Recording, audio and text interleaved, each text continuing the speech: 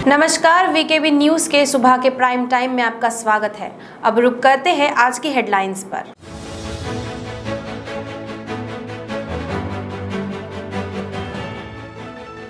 नागपुर जिले के सिलेवाड़ा में बिजली गिरने से 2 युवकों की मौत। ग्राउंड में खेल रहे थे युवकों में एक युवक घायल। अचानक कड़की बिजली से हुआ हादसा।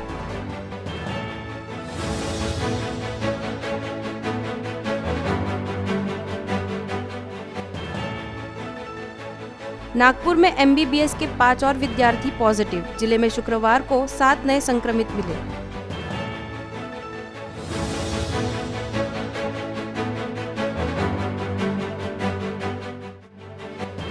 और नागपुर में अब तक 5.5 लाख लोगों को लगा वैक्सीन का डबल डोज। धीमी चल रही है प्रक्रिया, अब तक 15 लाख से ज्यादा को लग जाना था टीका।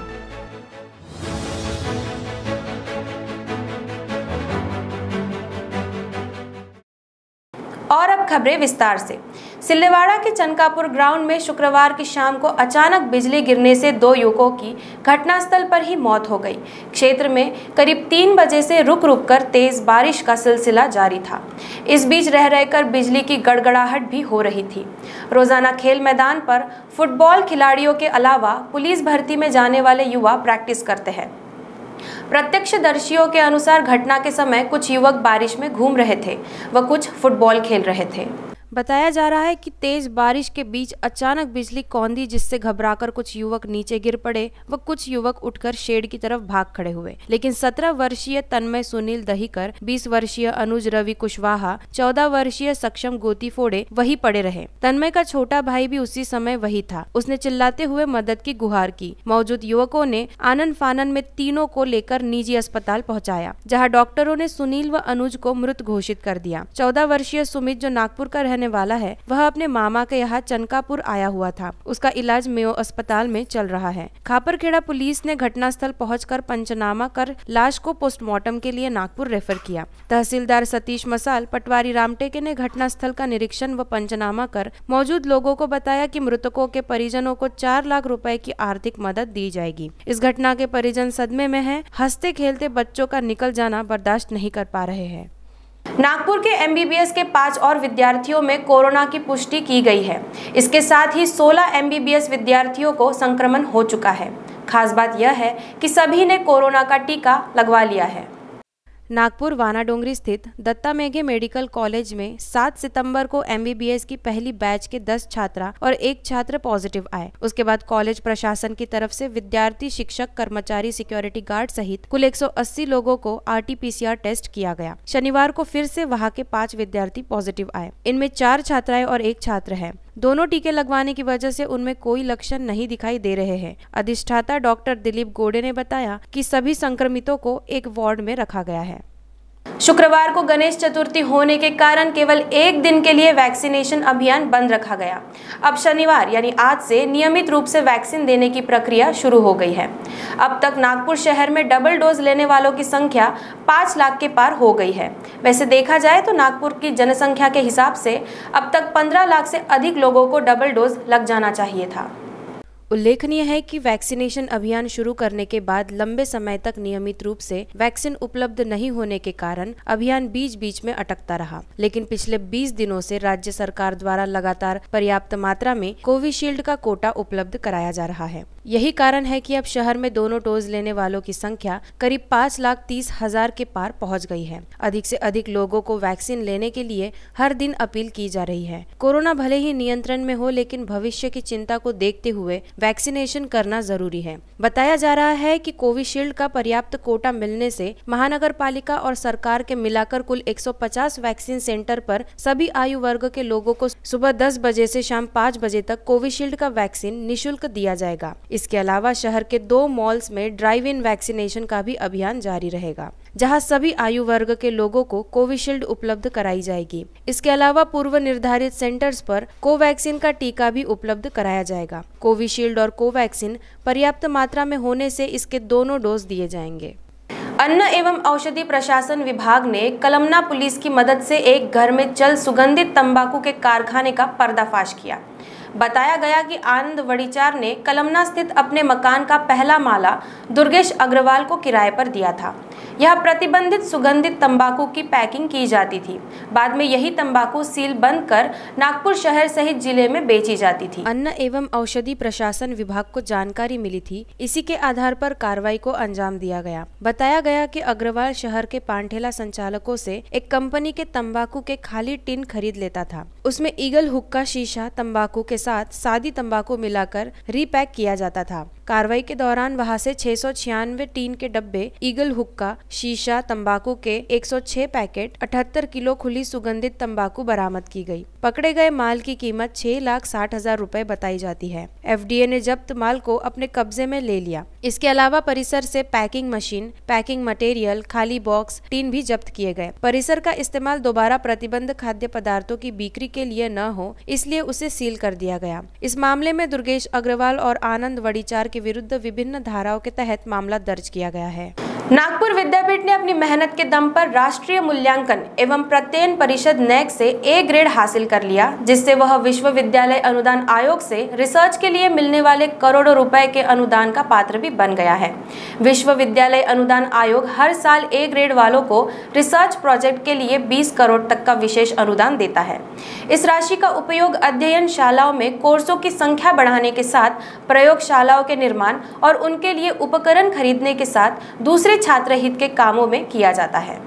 उल्लेखनीय है कि नैक वर्ष सन 2016 से अपने नए ग्रेडिंग सिस्टम से काम कर रहा है, जिसमें उसकी टीम विद्यापीठ में जाकर इंफ्रास्ट्रक्चर, शैक्षणिक के साथ रिसर्च व्यवस्था का निरीक्षण करती है। टीम का पूरा फोकस रिसर्च वर्क पर होता है, क्योंकि विद्यापीठ का बेसिक काम यही है। इसी के आधार पर बाद में दूसरी फंडिंग एजेंसियों से करोड़ों का अनुदान मिलता है। कई बार विद्यापीठ को अच्छे रिसर्च वर्क के कारण अतिरिक्त अनुदान भी मिलता है। नागपुर विद्यापीठ को नैक से ए ग्रेड मिलने के बाद रिसर्च के लिए मिलने वाली निधि भी बढ़ जाएगी। इससे भविष्य में रिसर्च गतिविधियों पर अधिक फोकस किया जा सकेगा। नागपुर विद्यापीठ अपनी स्थापना के 100 वर्ष की कदम बढ़ा रही है। यही वजह है कि समाज की भी उम्मीदें विद्यापीठ से लगी हुई है। अब आवश्यकता है कि विद्यापीठ को अपनी पुरानी कार्य प्रणाली से निकलकर नई शैली में आना होगा, तभी स्पर्धा के इस दौर में छात्रों को लाभ मिल सकेगा। वक्त हो गया है एक छोटे से ब्रेक का। मिलते हैं एक ब्रेक के बाद। बाय। सब जानना चाहते हैं मेरा फेवरेट कलर, मेरा फेवरेट डेस्टिनेशन, मेरी फेवरेट डिश, पर कोई ये नहीं पूछता कि फेवरेट डिश मैं बनाती कैसे हूँ। अरे यार, जिसे टेस्टी खाना पसंद है वो अच्छे टेस्ट तक पहुँच ही जाता है। सुरुचि मसाले, खाने में हो रुचि तो घर लाइए सुरुचि। अपने सपनों की उड़ान भरने की इच्छा तो हर किसी की होती है, पर पंख भी तो मजबूत होने चाहिए, जो देता है flywheel aviation academy. Flywheel aviation academy एक ऐसा इंस्टीट्यूट है जहां पर एयरलाइंस एंड एयरपोर्ट हॉस्पिटैलिटी और टूरिज्म मैनेजमेंट, साथ ही यहां campus interview, guidance by industry expert, practical training at airport, expert faculty, personal grooming जैसे कई सारे बेनिफिट्स आप पा सकते हैं। Flywheel aviation academy, 1 degree, 3 job opportunities. Flywheel Aviation Academy gives you a degree or diploma with a job. Flywheel Aviation Academy, 365 Gandhinagar, LAD College Square, beside Karnataka Bank, Nagpur. आनंदाचे उधाण येईल गौरी गणपती येता दारी. रोकडे ज्वेलर्सच्या अप्रतिम दागिन्यांनी होईल त्यांच्या आगमनाची तयारी. यंदा सजवा आपल्या गौरी गणपतीला उत्कृष्ट कलाकुसरीने नटलेल्या रोकडे ज्वेलर्सच्या सुंदर दागिन्यांनी. नागपूरकरांचा दागिना रोकडे ज्वेलर्स, लक्ष्मीनगर, महल आणि इतवारी. रोकडे ज्वेलर्स. ब्रेक के बाद आपका स्वागत है।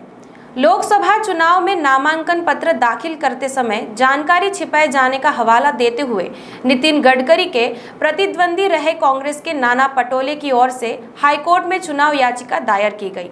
याचिका पर सुनवाई के दौरान गडकरी ने अर्जी दायर की कि जिसमें चुनाव याचिका के साथ याचिकाकर्ता द्वारा दिए गए शपथ पत्र गैर कानूनी होने का दावा किया गया। अर्जी पर जवाब दायर करने के लिए समय प्रदान करने का अनुरोध किए जाने के बाद न्यायाधीश अतुल चांदुरकर ने पटोले को हलफनामा दायर करने के आदेश देते हुए 24 सितंबर तक के लिए सुनवाई स्थगित कर दी। याचिकाकर्ता की ओर से पैरवी कर रहे अधिवक्ता उके का मानना था कि वर्ष 2019 के लोकसभा चुनाव के दौरान भाजपा की ओर से नितिन गडकरी ने नामांकन पत्र दाखिल किया था। वे चुनाव भी जीते, लेकिन नामांकन दाखिल करते समय नियमों के अनुसार सभी स्रोतों से आय की परिपूर्ण जानकारी शपथ पत्र में जाहिर नहीं की। आय के स्रोतों में उन्होंने खेती से आय की जानकारी उजागर की है। इसके अलावा चुनावी कानून के प्रावधानों का भी पालन नहीं किया है, जिससे चुनाव रद्द करने व नए सिरे से चुनाव कराने की मांग याचिका में की गई। चुनाव याचिका स्वीकृत करने से पहले ही खारिज कराने का उद्देश्य अब गडकरी की ओर सिविल प्रोसीजर कोड के नियम 11A के तहत अर्जी दायर की गई। सुनवाई के बाद अदालत ने उक्त आदेश जारी किए। वित्तीय धांधली को लेकर आरोपी बनाए गए Mahatma Gandhi centennial Sindhu high school संस्थान के अध्यक्ष दीपक बजाज को 12 नवंबर 2015 को पुलिस द्वारा गिरफ्तार किया गया था। इसके बाद से जिला सत्र न्यायालय और हाईकोर्ट में जमानत के लिए कई बार अर्जियां दायर की गई, लेकिन जमानत नहीं दी गई। स्वास्थ्य की गंभीर स्थिति तथा मुंबई में उपचार की आवश्यकता होने के कारण गत समय हाईकोर्ट ने अस्थायी जमानत प्रदान की थी। मामले में सजा सुनाए जाने से पहले ही 3 वर्ष 8 माह तक जेल में रहने तथा स्वास्थ्य का हवाला देते हुए न्यायाधीश रोहित देव ने अंततः दीपक बजाज को सशर्त जमानत प्रदान कर दी। जमानत प्रदान करते हुए अदालत ने आदेश में कहा कि 7 दिनों के भीतर जांच अधिकारी के पास पासपोर्ट सरेंडर करना होगा। इसी तरह जब तक निचली अदालत सुनवाई के लिए याचिकाकर्ता की उपस्थिति के आदेश नहीं देती है, तब तक शहर सीमा के भीतर प्रवेश करने की अनुमति नहीं होगी। साथ ही जहां भी निवास होगा, जांच अधिकारी को उसका पता और मोबाइल नंबर मुहैया कराना होगा। याचिकाकर्ता की ओर से पैरवी कर रहे अधिकारी धर्माधिकारी ने कहा कि चार्जशीट में कुल 169 गवाहों के नाम शामिल है, जबकि अब तक केवल 30 गवाहों के बयान दर्ज किए जा चुके हैं। ऐसे में जल्द सुनवाई होने के आसार दिखाई नहीं दे रहे हैं, जबकि याचिकाकर्ता का स्वास्थ्य ठीक नहीं है। याचिकाकर्ता के वकील ने बताया कि याचिकाकर्ता कई तरह की बीमारियों से ग्रस्त है। शुरुआत में उसे मेडिकल अस्पताल में भर्ती कराया गया था। डीन की सलाह पर 80% ब्लॉकेज होने से कोरोनरी बाईपास सर्जरी कराने का निर्णय लिया गया था। 1 जुलाई 2019 को हाईकोर्ट की ओर से अस्थायी जमानत प्रदान की गई थी। मुंबई के फोर्टिस अस्पताल में बाईपास सर्जरी की गई, जिसके बाद 9 सितंबर 2019 को डिस्चार्ज किया गया था, किंतु पुनः 21 सितंबर और 4 अक्टूबर को फिर से भर्ती कराना पड़ा है। जे अस्पताल के डीन की अध्यक्षता में कोर्ट ने स्वास्थ्य की जांच के लिए कमेटी गठित की थी। उनकी रिपोर्ट भी प्रेषित की गई। वर्तमान में ब्रिंच कैंडी अस्पताल में इलाज किया जा रहा है। एक और केंद्रीय मंत्री नितिन गडकरी पूरे देश में सड़क दुर्घटनाओं पर 100% नियंत्रण के लिए चौड़ी और अच्छी सड़कों के निर्माण में जुटे हुए हैं। उनके निर्देश पर सड़कों व चौराहों की डिजाइन इस तरह की बनाई जा रही है ताकि दुर्घटना का खतरा ना हो। इतना ही नहीं, नागपुर सिटी व जिले में उन्होंने रोड के ब्लैक स्पॉट यानी दुर्घटना के लिए संवेदनशील जगहों का सर्वे कर उस जगह की डिजाइन आदि बदलकर सुधार करने के लिए समिति तक गठित करवा दी है। वहीं दूसरी ओर वर्धा रोड में अजनी मेट्रो स्टेशन के नीचे ही संबंधित विभाग के कर्णधारों ने पैदल आने जाने वालों के लिए डिवाइडर को काटकर रास्ता बनाकर एक नया ब्लैक स्पॉट बना डाला है। इन दिनों शहर में कई सड़कों पर गड्ढों की वजह से लोगों की परेशानी बढ़ गई है। बर्डी से एयरपोर्ट की ओर जाने वाले रोड में महामेट्रो का डबल डेकर ब्रिज इसलिए बनाया गया ताकि नीचे की सड़क पर ट्रैफिक कम हो। अभी भी नीचे के रोड में तीव्र गति से वाहनों की आवाजाही 24 घंटे लगी रहती है। ऐसे में इस डिवाइडर के बीच से निकाले गए रास्ते को पार करने वालों के वाहनों की चपेट में आकर दुर्घटनाग्रस्त होने का खतरा बन गया है। अब सुविधा मिल गई है तो यहाँ से दोपहिया वाहन चालक अपने वाहन इधर से उधर पार करते हैं। वर्धा रोड में दोनों साइड ही तीव्र गति से वाहन दौड़ते हैं। ऐसे में इन दोपहिया वाहन चालकों की जान को काफी खतरा हो सकता है। कुछ दुर्घटनाएं तो हो भी चुकी है। आसपास के व्यापारियों की भी समझ में नहीं आ रहा है कि इतने ट्रैफिक वाले रोड में किस अधिकारी के दिमाग में डिवाइडर के बीच से रास्ता निकालने की सूझी। यह बेहद खतरनाक है और सिटी में एक नया एक्सीडेंट पॉइंट यानी ब्लैक स्पॉट तैयार हो गया है। इसे तत्काल बंद करने की जरूरत है। जिला अधिकारी विमला आर ने कहा कि प्रसन्न मन सफलता की राह है। कोरोना जैसी महामारी के कारण आज कई कारणों से लोगों को निराशा का सामना करना पड़ रहा है। उत्तम मानसिक स्वास्थ्य आज समय की जरूरत है। वे विश्व आत्महत्या प्रतिबंध दिवस निमित्त पाटन सावंगी PHC में आयोजित मानसिक स्वास्थ्य शिविर में बोल रही थी। कार्यक्रम में जिला परिषद अध्यक्ष रश्मि बर्वे, टाटा ट्रस्ट मुंबई की व्यवस्थापक किरण पठारे, सरपंच ठाकरे सहित अन्य अधिकारी उपस्थित थे। जिला परिषद अध्यक्ष रश्मि बर्वे ने कहा कि कोरोना के बाद मानसिक स्वास्थ्य की समस्याएं बढ़ी है, इसलिए इस शिविर का आयोजन किया गया है। उन्होंने नागरिकों से अपील की कि किसी भी तरह की परेशानी महसूस हो तो बिना संकोच किए डॉक्टर से मिले, अन्यथा समस्या बढ़ सकती है। टालना उचित नहीं होगा। पूरे खुलेपन से अपनी समस्याएं बताएं। उन्होंने कहा कि जिले के सभी 13 प्राथमिक स्वास्थ्य केंद्रों में अलग अलग दिनों में जन जागृति अभियान आयोजित किया जा रहा है। इस दौरान नर्सिंग के विद्यार्थियों ने आत्महत्या प्रतिबंध पर पथनाट्य का प्रदर्शन किया। 55 मरीजों ने शिविर का लाभ उठाया। मानसिक समस्या पर विशेषज्ञ डॉक्टरों ने सलाह दी, काउंसलिंग की और औषधोपचार किया। हाल ही में आयोजित मंडल रेल उपभोक्ता सलाहकार समिति की बैठक में जानकारी दी गई कि यात्रियों की सुविधा के लिए नागपुर स्टेशन पर 5 लिफ्ट लगाई जानी चाहिए। ये पांचों लिफ्ट प्लेटफॉर्म 1 से 8 तक प्रास्ताविक फुट ओवर ब्रिज में लगनी है, लेकिन तकनीकी दिक्कतों की वजह से इसका निर्माण कई महीनों से बंद है। प्लेटफॉर्म 1 से इटारसी छोर पर प्लान किए गए इस FOB को काम शुरू किया था और नींव तैयार कर ली गई, लेकिन इसके बाद से काम पर ताला लगा दिया गया।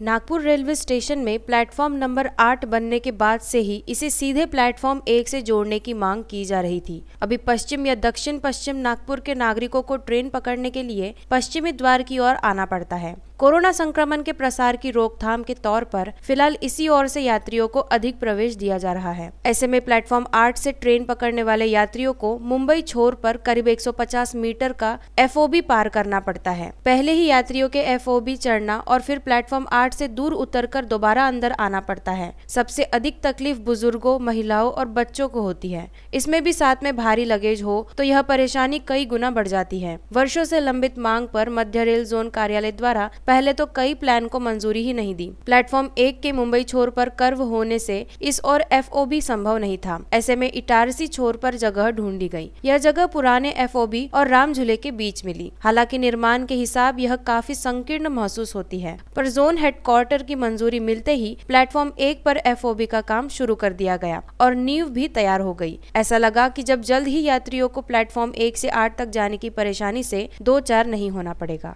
तो VKB न्यूज के सुबह के प्राइम टाइम में अब तक के लिए इतना ही। आपसे फिर मुलाकात होगी, तब तक देखते रहिए VKB न्यूज। नमस्कार।